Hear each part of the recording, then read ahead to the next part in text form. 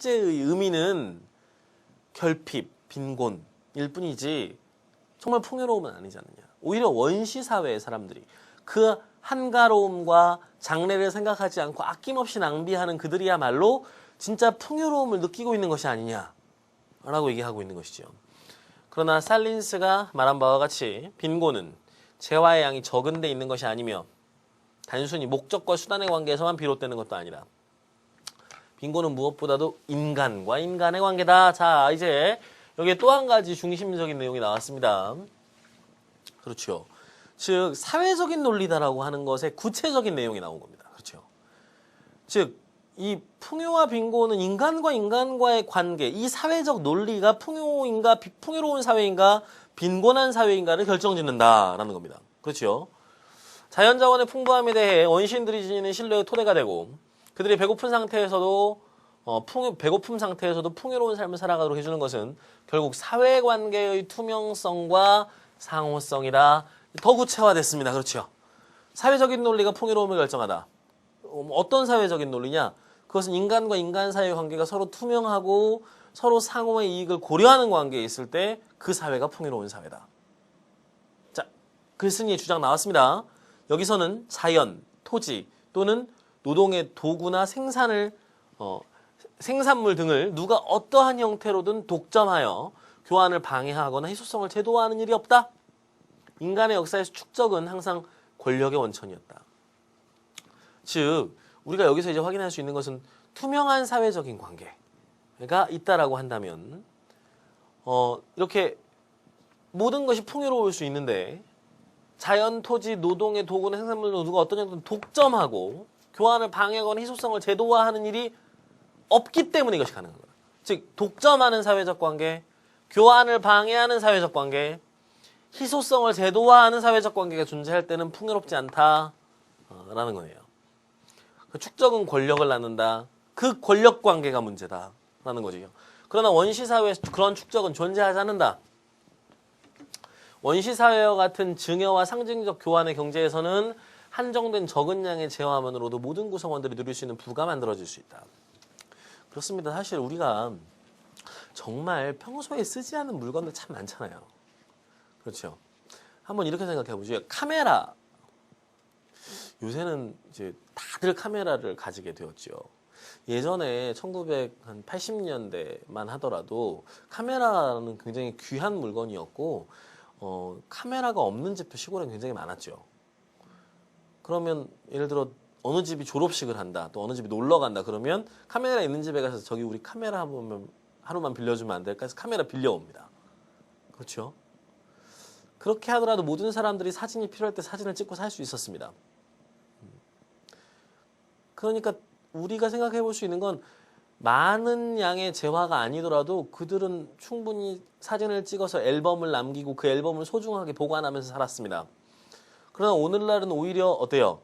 사진은 굉장히 흔해졌고 정말 많은 사진을 우리가 일상적으로 찍을 수 있는 환경에 있지만 우리는 앨범을 보면서 과거를 추억하고 소중해하는 삶은 그런 인간의 삶이 만들어내는 가치들은 도리어 멀어지지 않았나 하는 생각도 가져봅니다. 즉 이것이 우리의 삶의 의미를 가지고 가치를 갖게 되는 구조는 풍요로움, 이걸 풍요로움이라고 한다면 이것은 그저 많은 생산, 다량의 생산, 더 많은 것을 만들 수 있는 기술적 발전만으로 이루어지는 것은 아니라는 겁니다. 사회적 논리가 중요한 것이지요. 왜냐하면 그 재화들은 한 사람에게서 다른 사람에게로 끊임없이 이동하기 때문에 적은 재화로도 모두가 만족할 수 있게 되는 겁니다.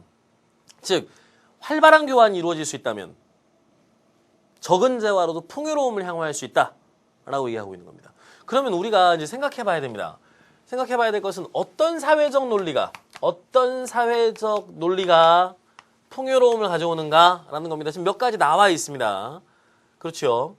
즉 한정된 양의 재화만으로도 많은 사람들이 풍요롭기 위해서는 뭐가 필요한 겁니까? 그렇죠. 많은 사람들이 자유롭게 교환할 수 있고 또 서로 나눌 수 있는 그런 문화가 있다면 적은 재화만으로도 우리는 풍요로울 수 있습니다. 교환을 하는 사람들의 수가 한정되어 있어도 각 교환의 순간마다 교환된 사물에 가치가 부과되고 교환의 순환은 끝이 없기 때문에 부는 무한하다. 구체적이고 관계적인 이러한 변증법은 문명화되고 산업화된 우리 사회를 특징짓는 경쟁 및 차별화 속에서 무한한 욕구와 결핍의 변증법으로 역전되어 있다. 그렇죠.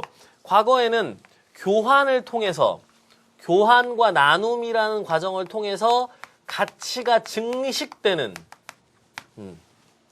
변화의 과정이 있었다고 한다면 오늘날은 어떻다는 겁니까? 오늘날은 이와 이제 대비해서 이와 대비되어서 이것이 풍요로움을 만드는 사회적인 논리라고 한다면 오늘날 현대 사회의 사회적 논리는 어떻다는 겁니까? 그렇죠. 개개인들이 경쟁하고 그리고 독점하고 그래서 나는 저 사람이 갖고 있지 않는 것을 갖고 있다라고 하는 차별화 전략들을 내세우는 사회적인 관계 안에서는 도리어 끊임없는 결핍과 무한한 욕구의 변증법만이 남게 된다. 라는 것이죠. 지금 이거 대비되고 있습니다. 자, 그러면 이제 우리가 생각해 볼 수 있습니다. 현대사회와 풍요로운 사회, 현대사회와 과거 원시사회의 특징들을 앞에서 대비했고요. 그리고 이제 이 단락에서 나오고 있는 것은 원시사회가 가지고 있는 사회적인 논리가 풍요로움을 낳는 이유와 현대사회가 가지고 있는 사회적인 논리가 결핍과 무한한 욕구만을 낳는 이유가 나와 있는 겁니다. 그렇죠? 이게 이 단락의 핵심입니다. 그에 반해 현대의 차별화 사회 속에서 모든 사회관계는 개인의 결핍감을 증대시킨다. 왜냐하면 원시사회에서의 교환의 경우 소유물은 다른 것들과 관계를 맺음으로써 가치를 얻는 반면 현대사회에서의 소유물들은 다른 것들과의 관계망 속에서 상대화되기 때문이다. 따라서 마지막 단락입니다. 현대사회 넘쳐나는 사회에서 오히려 풍요로움이 상실되었으며 자, 이 사람의 핵심 주장 여기 나오고 있지요. 풍요로움이 상실되었다. 잃어버린 풍요로움은 생산을 한없이 증대해도 생산을 고삐로 풀어도 다시 찾을 수 없다. 왜 그렇지요? 사회적인 논리에 있기 때문입니다. 그렇지요? 풍요로움과 부는 사회 조직 안에서 구조적으로 나타나는 것이다. 그래서 사회적 논리가 변해서 사회 조직과 사회관계가 변해야만 생겨날 수 있다. 우리가 시장 경제를 너무 아낌없는 낭비로 돌아갈 날이 있을까? 우리에게는 낭비가 아니라 소비가 있다. 그것은 영구히 지속되는 강요된 소비요. 희소성의 쌍둥이 자매다. 라고 했습니다. 계속 강요되는 겁니다. 그래서 우리는 결핍을 느끼죠. 욕구는 충족되지 않습니다. 나의 욕구를 충족시키는 것이 아니기 때문입니다. 자, 원시인들에게 최초의 그리고 유일한 풍요로운 사회를 체험하게 한 것은 그들의 사회적 논리였다. 우리를 호화스러운 빈곤 속에서 살도록 하는 것도 우리 자신의 사회적 논리다. 라고 하는 겁니다. 자, 제시문 전체의 주장은 뭔가요? 오늘 현대사회는 많은 생산을 하는 사회이지만 결코 풍요로운 사회가 아니다. 그래서 이 현대사회를 풍요롭게 하기 위해서는 우리의 사회적 논리를 변화시켜야 한다라는 겁니다. 그렇죠? 이 사람의 주장은 바로 거기에 있습니다. 그렇다면 우리가 이제 이 주장을 돋보이게 하기 위한 요약문을 만드는 과정이 무엇보다도 중요하겠죠. 이제 이